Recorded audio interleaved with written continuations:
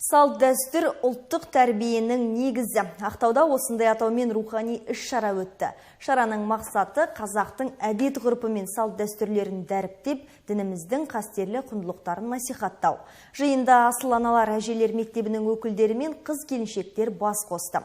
Дін мен дәстүрді сабақтастырған шарада облыстың бас имамы жиналғандарды Наурыз мерекесімен құттықтады. Сондай-ақ құрылғанына 1 жыл болған әжелер мектебінің мүшелері нәрестені бесікке салу, тұсаукесер сияқты ғұрыптарды жасады.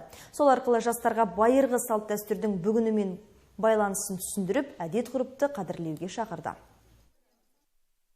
Бізде қазір Маңғыстау облыстық әйел қыздар секторының бірлесе отырып, көптеген шаралар біздер атқарып келе жатырмыз. Мешіттің бүгін таңдағы бірнеше бағыттар бар. Сол бағыттың біреуіне дін мен дәстүр бағыты бар. Дәстүріміздің озығы ол дінмен бірге ұштасады. Сол себептен бұл жерде дәстүр еш уақытта дінге, біздің қазақтың салт дәстүрлерінің басым бөлігі дінге еш уақытта қайшы келмеген. Керісінше, яғни дін мен дәстүрді егіз ұғым деп қарауға болады.